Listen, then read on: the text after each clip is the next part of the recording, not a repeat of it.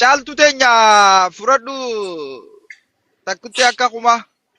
Ani politika detailii keessa seenuun barbaadu garuu akka nama Oromoo tokkootti wanta deemaa jiru hundumtuu argaa jira. We all know that.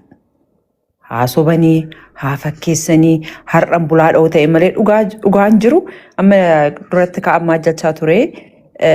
Waa'ee hudduuf maalii ta'e social media jedhe because warra hudduu haasa'utu warra balateetu mana hidhaa seenee akka taa'ee danda'a afaan akka Jawaar fa'aan akka Hacaaluu fa'aa falmataatu ajjeefamee warra hudduu gangashaa hundeessitu mahayyimiitu biyya bite. It's a time to be uneducated.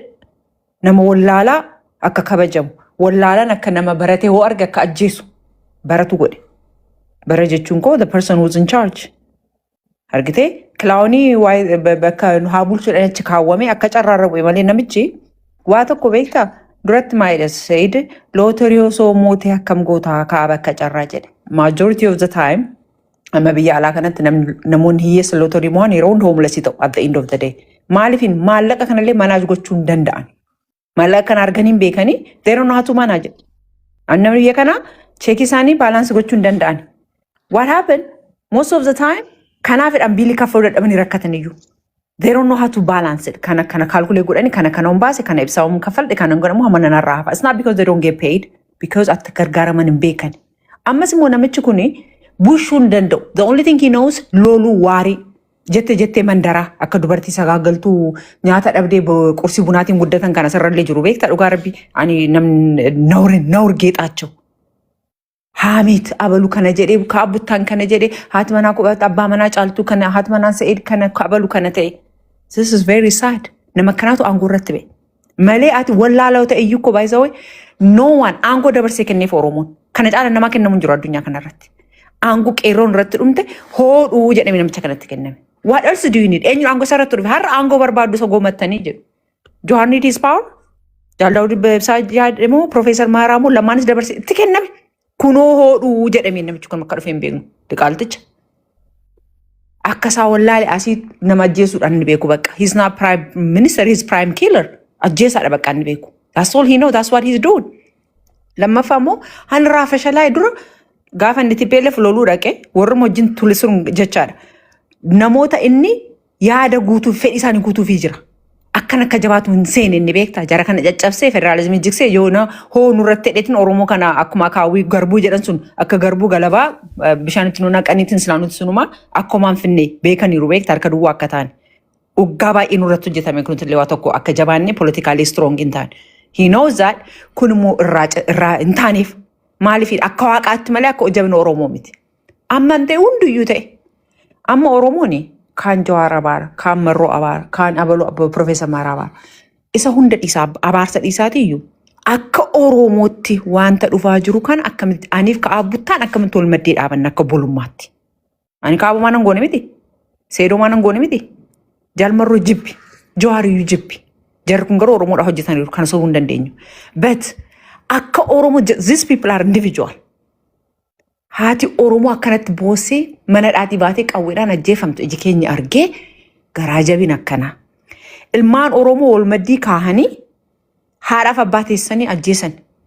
How are you going to be okay with this? I'm just saying as a human, how are you going to be okay? Akkamitti sammuun keenya kana eeyyam.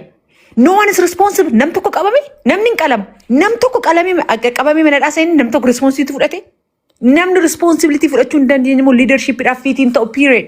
Biyya alaa kanatti bakka biizinasa dalaganitti baajetii qaba waggaatti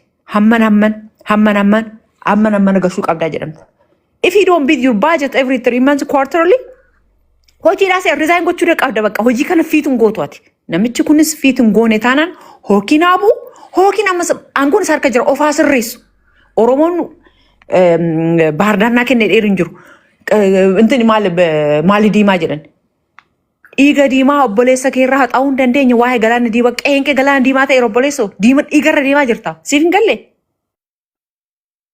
Dhiiga diimaarra deemaa jirta. Dhiiga Hacaaluurra deemaa jirta. Dhiiga jaalbattiirra deemaa jirta. Dhiiga looricha Jawaarfaa ture Abduu Jawaarra deemaa. Dhiiga ijoollee xiqqoo qaqqalamaa jirtu. Dhiiga haqaa waggaa 200 kiiloomeetira deemaa jirta. Ana as a matter of fact by the way namni hamma muriin dabalees hamma xinnuu barachuus hamma ane gaacaa hundu'eetii dubbisuu calqabeera beektaa sammuun koo akkana waanaa irraanfatu jechaadha. maal ansi galu ani lola TPLF Tigraanan lakki jedheyyuu beekta akka sabaatti saba miti hojjollo wollolle anan jedheyyuu it's so right amma bule sirriitu naa galu gusi bagannoo jedhe maaliifin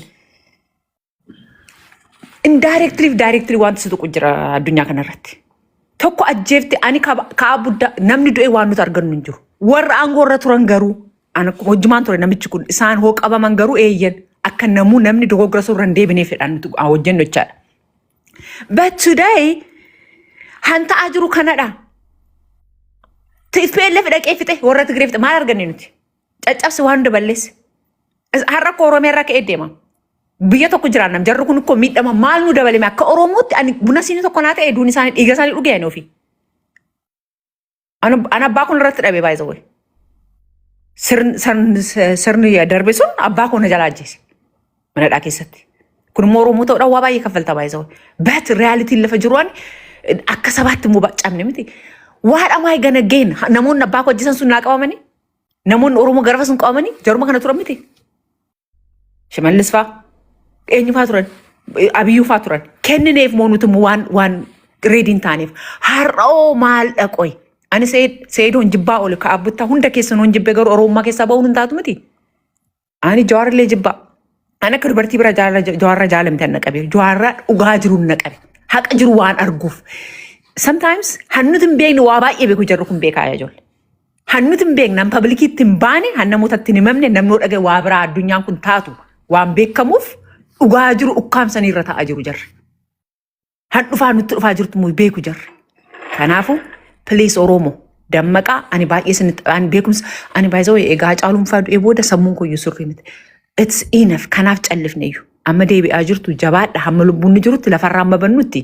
Maaliifin lafee akaakilee keenya nu keessaa iyyamne unu mitan iyyuu baay'ee ani mitan iyyaa jiru caaltuun egaa afaan qabattee turte garoonna keessaa jiru dhiigaa caalu haqaa caalu haqa jaalbaltee haqa qeerroo harna dhiigaa haqa na dhigammadaa haqa haadha Oromoo harka ishii dubatti dhamtee nama harka ishii irraa qabu dhabdee qawweedhaan mataan ishee dhaamte haqa obbolaan koo alganii guyyaa dhangala'ootu nama raacha dhugaa rabbi kana beektan Oromoo galatoomaa. Galatoomi.